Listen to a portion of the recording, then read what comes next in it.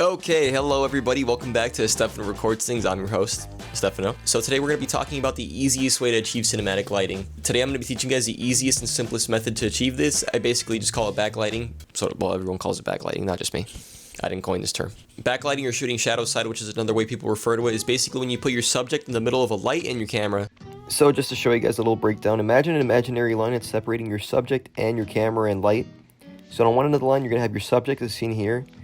Then immediately after, we're going to go on the opposite end. We're going to see the light's going to be placed about 45-degree angle to the subject.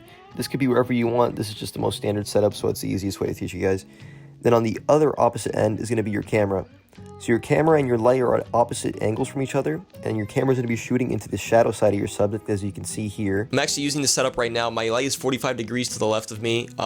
Basically, it's so you guys see this little like shadow side of my face. It creates more depth in the image, makes it look more quote-unquote cinematic, which according to Google is 1 second. The visual qualities or aesthetics of a film or video. That is what cinematic is on google.com. But yeah, we're just gonna say if it looks like a movie shot or a TV show shot, it's cinematic. We're gonna be breaking down a shot I shot today with you guys that only took one light. I actually tried using like a little flagpole to block light, and I ended up saying, screw it, we don't need it. It's not necessary. I wanted to make this as simple and as accessible as I could for you guys. Basically to start, all that we're using is, hold on. It is, okay, I should have slid back a bit more. It's this light.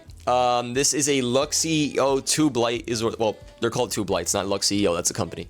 I got this off Amazon for like 150 bucks. You guys can get them for like 80-ish, 70-ish. Though obviously it's gonna be a bit smaller. I got one of the bigger ones just so I had more uses for it. But you can get these things anywhere. If you even wanted to, you could use honestly any light you had.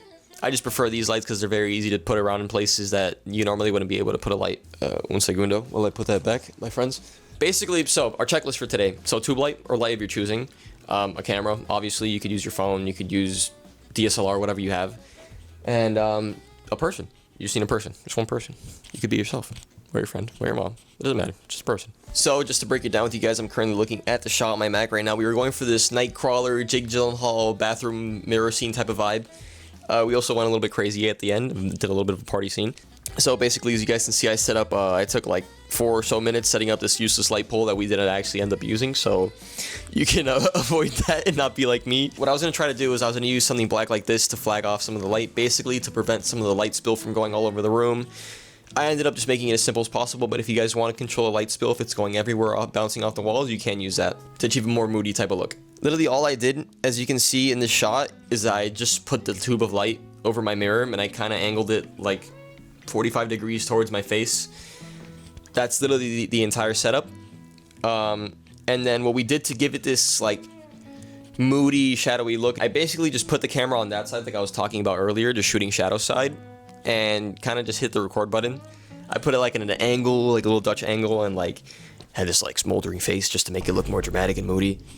But honestly, that's the whole setup, guys. It's as simple as that, I promise you. So literally all I did to achieve this next shot was put myself right here in between my camera, which was here, just aimed a little bit to the right of where it is right now, guys. And then use the window as natural lighting. I shot it at like 10, 11 a.m. So the light was a little bit less harsh than it would be like midday to like 2-ish p.m. The best time, by the way, golden hour is like 7 a.m. That's when you get the softest light. And I kind of just sat there, read a comic book, looked a little bit moody, as I normally do. Yeah, that was literally the breakdown of that whole shot. So hey, I mean, that's pretty much it, guys. Just like put your subject in between your light and your camera and shoot shadow side most of the time to get that depthy type of feel to your image. Most of the time, it's gonna look pretty good. Of course, if your image doesn't look like a movie, don't be upset at yourself. Obviously, we're all just starting out. This is why we're doing this, so we can learn together. So like I said, guys, hey, this is all just a giant learning game. We're always gonna be learning something, so hey, why not learn from each other, you know? It's been a Stefano, guys. It's been a pleasure having you. Like I said, let's all keep learning from each other. Let's grow together. And I will see you guys next Friday. If you guys want to see anything, just let me know in the comments down below and I'll try to get to it. Anyways, thank you guys. I love you. Thank you for watching. Thank you again. Goodbye. We'll see you next Friday.